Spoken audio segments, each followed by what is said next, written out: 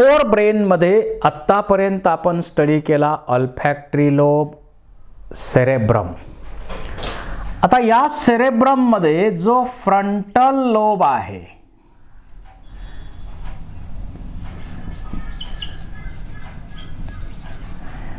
या फ्रंटल लोबमध्ये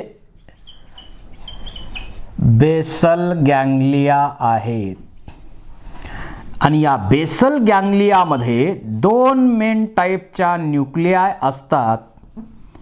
एक आहे कॉर्पस स्ट्रायटा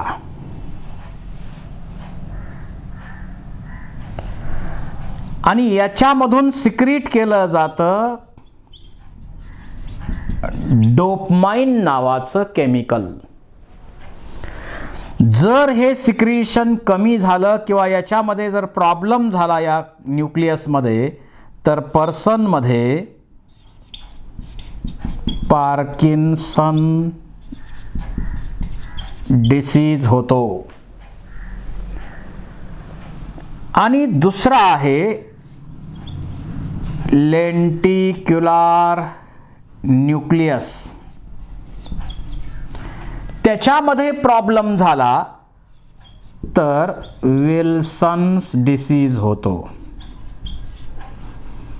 आणि त्या डिसीजमध्ये बाकीची लक्षणं तर आहेतच, पण इन ॲडिशन लिव्हर डिजनरेशन पण आहे. तर ही पण माहिती आपल्याला असली पाहिजे. त्यानंतर आपण स्टडी करूया पुढचा पार्ट, डायनसेफॅलॉन. या कॉर्पस कॅलोसमच्या खालच्या बाजूला हा जो पार्ट आहे त्याला आपण म्हणतो डायनसेफॅलॉन. या दोन ventricle, these two ventricles opens into diocele by foramen Monro. इथं समजा हे दोन व्हेंट्रिकल्स आहेत, पॅरासील त्याला आपण म्हणू, त्यांचं जे डायोसील मध्ये ओपनिंग आहे, हे जे ओपन होतात त्याला आपण म्हणतो फोरामेन मोन्रो. आणि हे दोन ओपन होतात कुठं? डायोसील. त्याच्यानंतर डायोसील आपल्याला माहिती आहे, पुढं ॲक्विडक्ट ऑफ सल्विस, फोर्थ व्हेंट्रिकल, पुढं कंटिन्यूशन आहे. आपण त्याच्याविषयी चर्चा ऑलरेडी केलेली आहे. आता इथली फक्त आपण विचार करतोय. तर या डायोसील याच्या रूफला, या डायोसीलच्या रूफला नॉन नर्वस ग्लँडुलार सेल्स आहेत. एपिंडायमल सेल्स म्हणतात काही जण. तिथं ब्लड कॅपिलरीचं नेटवर्क आहे. आणि या सेल्सना, या पॅचला आपण म्हणतो अँटेरियर कोरॉइड प्लेक्सस, ज्याच्यातून सिक्रीट होणार सेरेब्रोस्पायनल फ्लुइड. हेच आपण सेपरेट इकडं पण दाखवू शकतो. समजा डायनसेफॅलॉन आहे. या डायनसेफॅलॉनमध्ये हे दोन्ही साईडला आहेत थॅलॅमिक न्यूक्लियाय. या आहेत थॅलॅमिक न्यूक्लियाय. या थॅलॅमिक न्यूक्लियायला जोडण्याचं काम इथं कोण करतंय?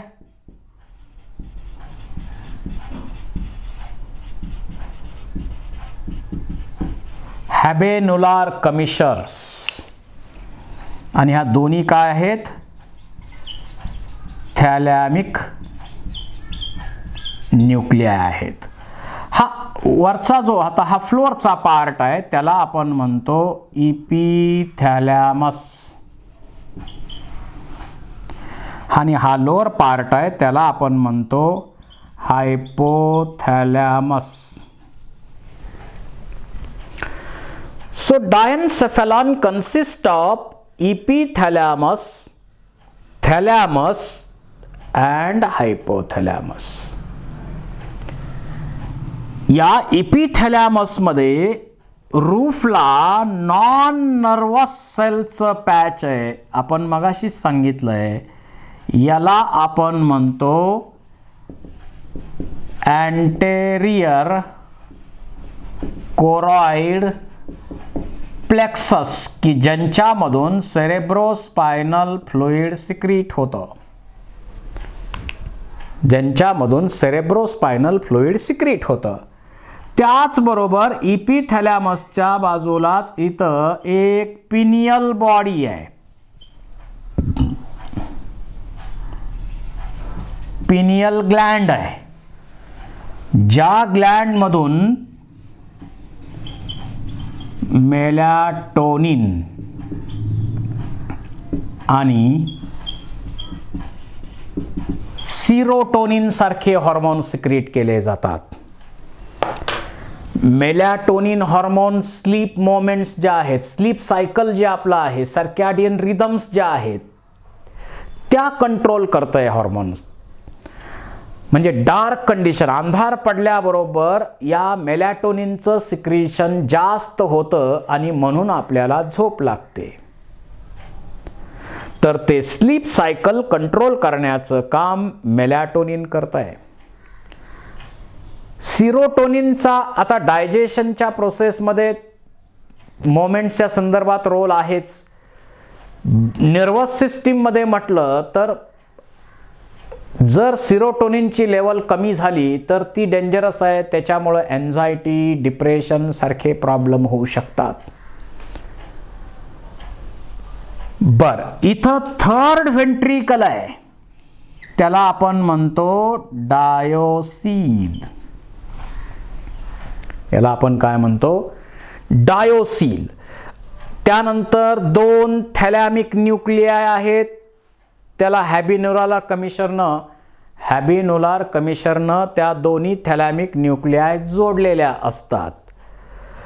त्याचबरोबर या थॅलॅमसला आपण म्हणू शकतो गेट कीपर ऑफ ब्रेन. कारण स्मेलचं सेन्सेशन जे आहेत तेवढे सेन्सेशन सोडले तर बाकी सगळ्या सेन्सरी इम्पल्सेस जे आहेत, सगळे सेन्सरी इम्पल्सेस पहिले थॅलॅमसमध्ये जाणार. थॅलॅमस त्याचं सॉर्टिंग करणार आणि समजा हा थॅलॅमस आहे, इथं हा थॅलॅमस आहे, तर याच्यापासून इकडं नेटवर्क बनलेलं आहे. त्याला आपण म्हणतो रेटिक्युलर ॲक्टिवेटिंग सिस्टीम, RAS. या रेटिक्युलर ॲक्टिवेटिंग सिस्टीमचं नेटवर्क आहे, नर्व फायबरचं नेटवर्क आहे, एक सर्किट बनलेलं आहे तिथं. आणि ह्या थॅलॅमसकडं समजा आता इथं स्पर्श केला आहे किंवा पेन आहे, टेम्परेचर आहे, कशाचाही इम्पल्स असो, सेन्सरी इम्पल्सेस सगळे पहिले कुठं जातात? थॅलॅमसकडं जातात. आणि मग थॅलॅमस काय करतो? त्याचं सॉर्टिंग करतो. कशाचा आलाय? तुम्ही काही चव घेतली का? मग तो इम्पल्स कुठं पाठवणार? जिथं टेस्टचं सेंटर आहे टेम्पोरल लोबमध्ये तिकडं पाठवणार. काही व्हिज्युअल असतील तर त्याचे ऑक्सिपिटल लोबकडं पाठवणार. पेन, टेम्परेचर, टच संदर्भात काही असेल तर ते परायटल लोबकडं पाठवणार.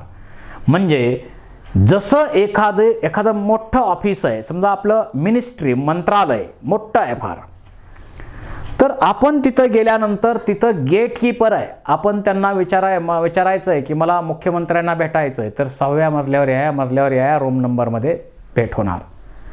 आम्हाला होम मिनिस्टरला भेटायचं, या मजल्यावर रूम नंबर हा.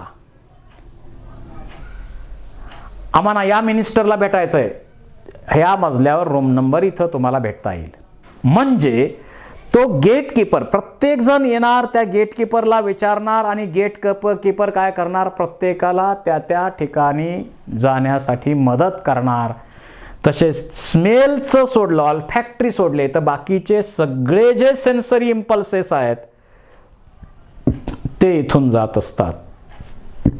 स्मेल सोडून बाकीचे इम्पल्सेस या थॅलॅमसकडनं जातात, म्हणून त्याला आपण काय म्हणतो, गेट कीपर.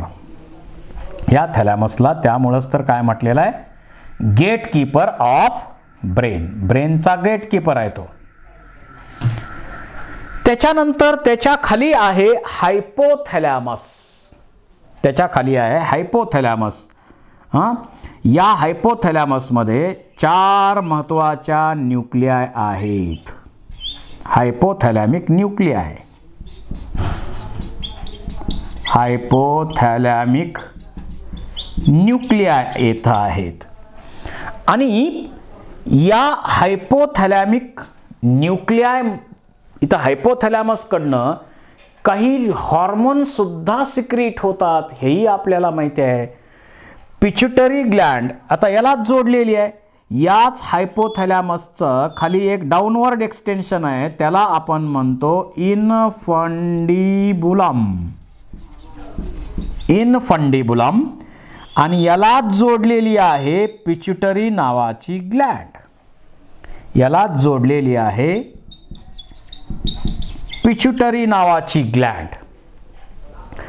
या हायपोथॅलॅमसकडनं पिच्युटरीच्या अँटेरियर लोबकडं रिलीज एखादा हॉर्मोन सिक्रीट करायला सांगायचं असेल तर रिलीजिंग फॅक्टर्स पाठवले जातात. स्टॉप करायला सांगायचं असेल तर इनिबिटिंग फॅक्टर्स पाठवले जातात. आणि पोस्टेरियर पिच्युटरीचे जे हॉर्मोन्स आहेत ते मात्र हायपोथॅलॅमस स्वतः सिक्रीट करतो. मेनली तुम्हाला माहिती आहे ADH आणि ऑक्सिटोसिन स्वतः सिक्रीट करतो इथून. तर रिलीजिंग फॅक्टर्स, इनिबिटिंग फॅक्टर्स आणि ADH ऑक्सिटोसिन यांचं सिक्रिशन हायपोथॅलॅमस करत असतो.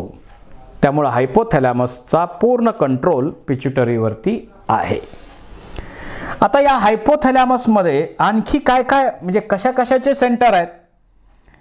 ऑटोनॉमस नर्वस सिस्टीमवरती कंट्रोल हायपोथॅलॅमसचा आहे. त्यानंतर हंगर,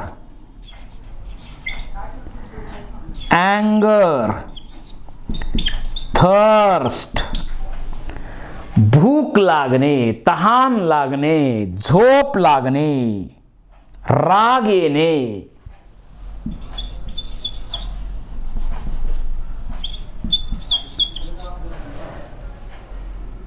एखाद्याविषयी चांगली भावना निर्माण होणे, that is a centre of love, centre of hate. एखाद्याचा तिरस्कार वाटणे, एखाद्याविषयी राग त्याचा प्रचंड. आपल्याला पाहिलं की एखाद्याविषयी व्यक्ती, जसं आपण सिनेमामध्ये पाहतो, विलनकडं पाहिल्याबरोबर आपल्या मनात प्रचंड राग निर्माण होतो. परंतु हिरो हिरोईन जर गार्डनमध्ये गाणं म्हणतायत, एकमेकावर प्रेम व्यक्त करतायत, त्यावेळी आपल्याला फार बरं वाटतं. म्हणजे या सगळ्यांचे कंट्रोलिंग सेंटर्स कुठं आहेत तर हायपोथॅलॅमसकडं आहेत. त्याचबरोबर it acts as a thermostat.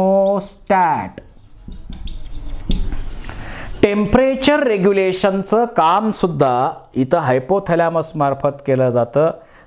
त्यामुळं आपण म्हणतो थर्मोस्टॅट ऑफ बॉडी. टेम्परेचर रेग्युलेशनचं काम इथं केलं जातं. ॲटोनॉमस नर्वस सिस्टीमवर कंट्रोल ठेवला जातो. सर्कॅडियन रिदम, बायोलॉजिकल रिदम्स ज्या आहेत, म्हणजे प्रत्येक ॲक्टिव्हिटी काही ठराविक वेळेनंतर रिपीट होत असते, अशा रिपीट होणाऱ्या ॲक्टिव्हिटीजना आपण रिदम्स म्हणतो. तर त्या रिदम्सवरती सुद्धा हायपोथॅलॅमसचा कंट्रोल आहे. तर हे झालं हायपोथॅलॅमसबद्दल. त्याशिवाय या हायपोथॅलॅमसशी संबंधित इथं एक लिम्बिक सिस्टीम आहे. या ठिकाणी एक लिम्बिक सिस्टीम असते आणि त्या लिम्बिक सिस्टीममध्ये लिम्बिक लोब्स येतात. हायपोथॅलॅमस येणार,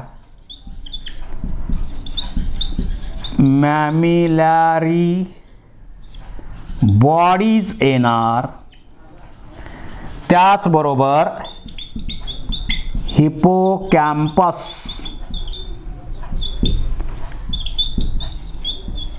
अमायगडाला असे अनेक महत्त्वाचे पार्ट या ठिकाणी येतात आणि या लिम्बिक सिस्टीमलाच आपण म्हणतो emotional brain. Sexual desire, emotions इथं कंट्रोल केले जातात. त्याचबरोबर हिपोकॅम्पस, अमायगडाला जे आहेत ते काय करतात, they convert our short term memory into long term memory. दररोज कितीतरी घटना घडत असतात, त्यांची माहिती आपण फार काळ स्टोअर करत नाहीत, घडतात विसरून जातो, घडतात विसरून जातो. म्हणजे या बोर्डवर दररोज लिहिलं जाईल, पुसलं जाईल, लिहिलं जाईल, पुसलं जाईल, शॉर्ट टर्म मेमरी. परंतु याच्यावर परमनंट मार्कर न लिहिलं तर, पेंट केलं तर सहजासहजी पुसणार नाही, त्याला आपण म्हणू लॉंग टर्म मेमरी.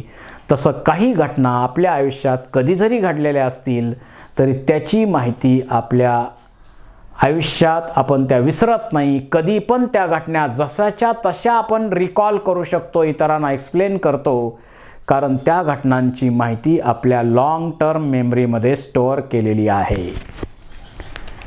तर ते कन्व्हर्जन करायचं काम या हिपोकॅम्पस म्हणा, अमायगडाला यांच्यामार्फत ते काम केलं जातंय. तर हे झालं फोर ब्रेनचं स्ट्रक्चर. फोर ब्रेन बद्दल हे झालं.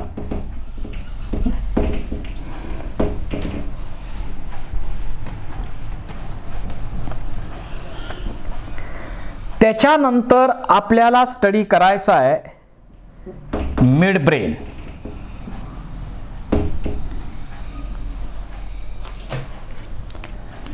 Mid brain. आता मिड ब्रेनचा विचार केला तर आपण ब्रेनचं स्ट्रक्चर स्टडी ऑलरेडी करतच आहोत. तर या भागामध्ये इथं कॉर्पस कॅलोसम आहे, हा डायनसेफलॉन आहे. तर या भागामध्ये जे लॉन्जिट्युडनल बँड्स आहेत नर्व फायबरचे, तो या भागात मिड ब्रेन आहे. आणि या मिड ब्रेनमध्ये छोटासा पार्ट आहे, दोन महत्त्वाचे पार्ट येतात. एक येतो ऑप्टिक लोब्स आणि दुसरा आहे सेरेब्रल पेडंकल. असे दोन महत्त्वाचे पार्ट इथं येतात. आता सेरेब्रल पेडंकल काय आहे? Cerebral peduncle it is a longitudinal bands of nerve fibers. Nerve फायबरचे लॉन्जिट्युडनल बँड आहेत, इकडून इकडं इकडून इकडं इम्पल्स पाठवणं हेच त्यांचं काम आहे. त्याचबरोबर या रिजन मध्ये रेड न्यूक्लियस पण आहे आणि या रेड न्यूक्लियसच्या मदतीनं आपला मसल टोन मेंटेन केला जातो. रेड न्यूक्लियसच्या मदतीनं मसलचा टोन मेंटेन केला जातो. आणि सेकंड मेन पार्ट जो या भागात आहे तो आहे ऑप्टिक लोब. आता या भागातनं आपल्याला किंवा या साईड व्ह्यूनं आपल्याला तो काही दाखवता येत नाही. आपण जर या ब्रेनचा सेकंड व्ह्यू पाहिला, म्हणजे आपण व्हेंट्रल व्ह्यूमध्ये जर ब्रेन बघितला तर आपल्या तो भाग जास्त लक्षात येतो. व्हेंट्रल व्ह्यूनं लक्षात येईल. तर इथं तर आपल्याला माहिती आहे व्हेंट्रल व्ह्यूनं या भागामध्ये काय आहे, इथं आहेत ऑल्फॅक्टरी लोब. हे दोन ऑल्फॅक्टरी लोब आहेत हे आपल्याला माहिती आहे. त्याच्यानंतर इथं या पार्टमध्ये, या रिजनमध्ये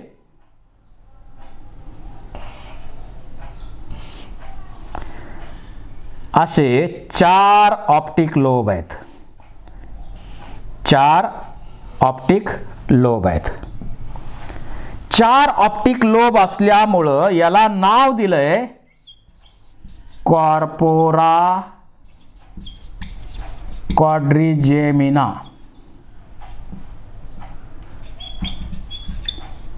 क्वाड्रिजेमिना 4 आहेत म्हणून नाव दिलंय. जर 2 असते तर बायजीनं म्हटलं असतं. 4 आहेत आणि हे कसे झालेत, एकमेकामध्ये असे क्रॉस झालेत. इथं क्रॉस आहे आणि क्रॉस असल्यामुळं त्याला आपण म्हणू शकतो ऑप्टिक चायझ्मा.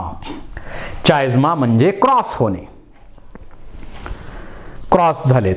आणि म्हणून तर आपल्याला बायनॅक्युलर, दोन्ही डोळे एका इमेजवर फोकस करू शकतो.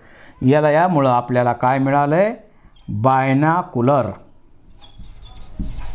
विजन आपल्याला यामुळं मिळालेलं आहे. आता वरचे जे 2 आहेत इथं, या वरच्या दोघांना म्हटलेलं आहे superior कॉलिक्युलाय.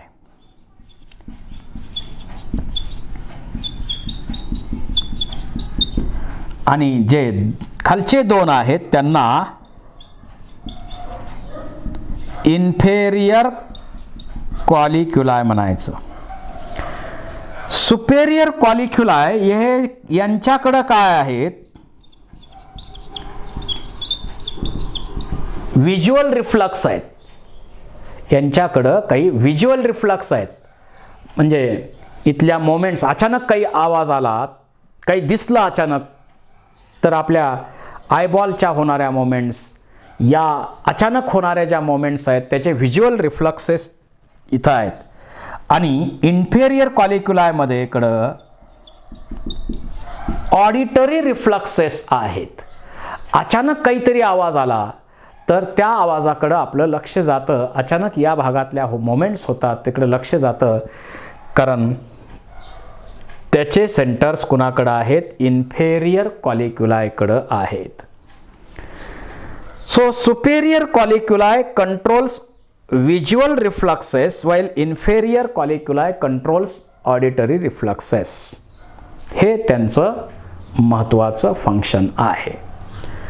This is about our mid brain. हा आपला महत्त्वाचा पार्ट आहे मिड ब्रेन.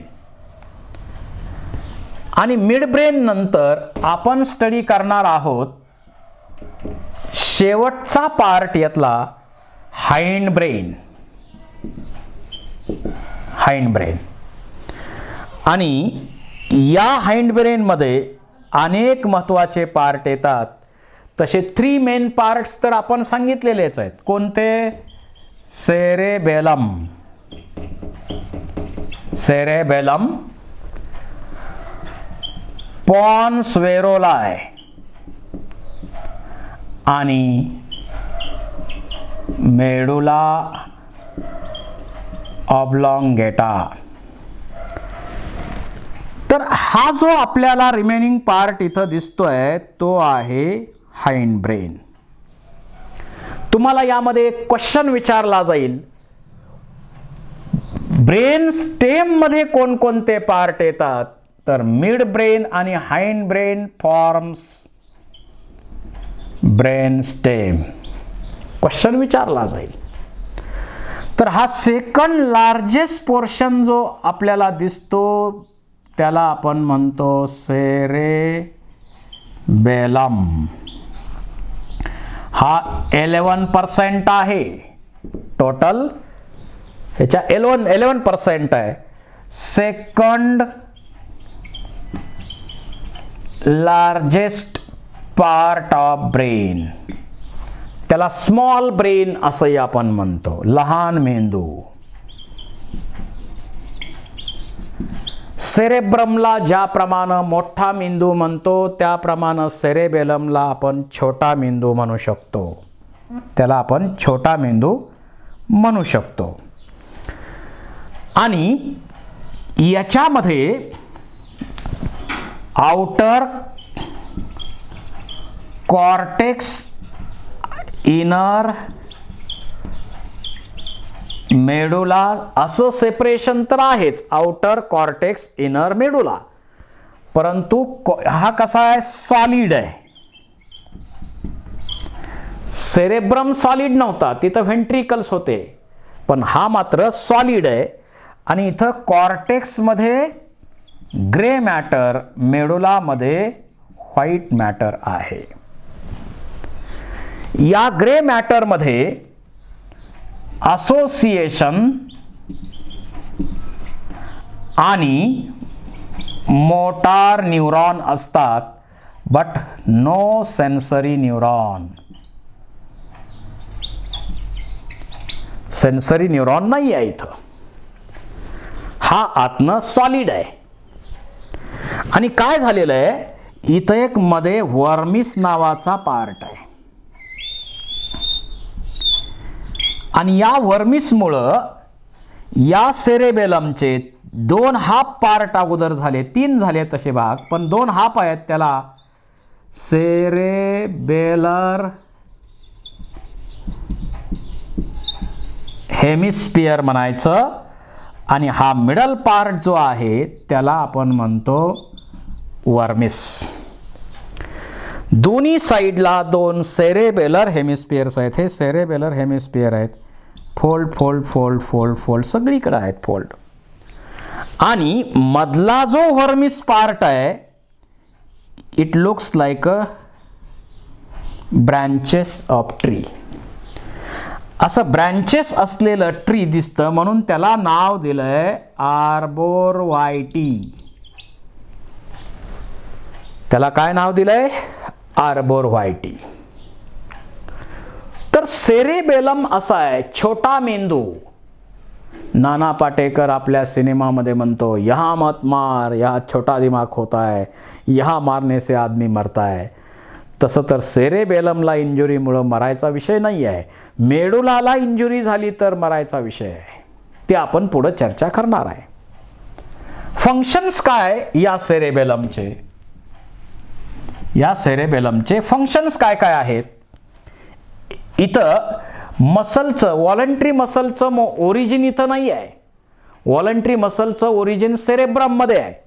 मग या मसल मोमेंट वरती कंट्रोल जो आहे, कंट्रोल व्हॉलंटरी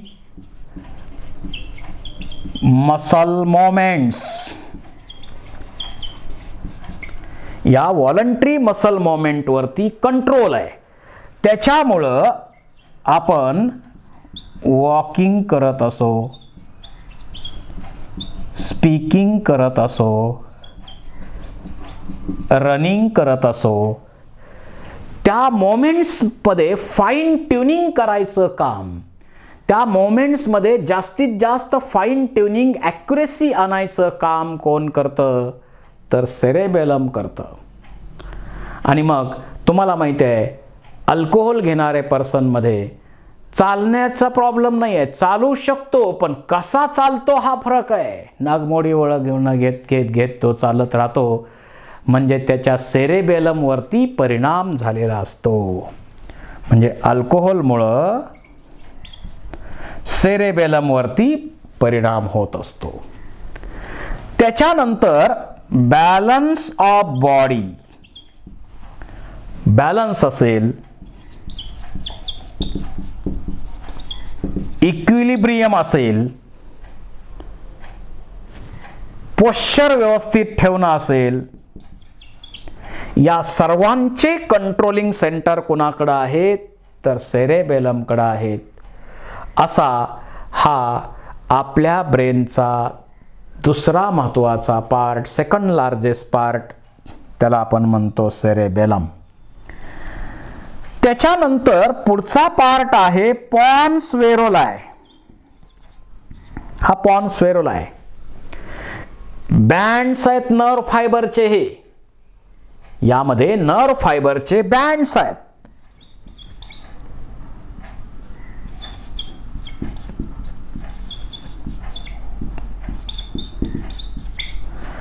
नर्व फायबरचे बँड्स आहेत इथं. आणि वरचे सेरेब्रमकडनं, जसं आता जुन्या काळच्या स्त्रिया इकडचे सगळ्या केसाचा एक बंडल करणार, एक वेणी घालणार, इकडच्या केसाचा एक बंडल करणार, वेणी घालणार, आणि मग हे दोन्ही बंडल बंडल बंडल असे वेणी घालत होत्या. आपण काय करायचं, इकडच्या केसाचा बंडल म्हणजे राईट सेरेब्रल हेमिस्फियरचे सगळे एक्झॉन, इकडच्या केसाचा बंडल म्हणजे लेफ्ट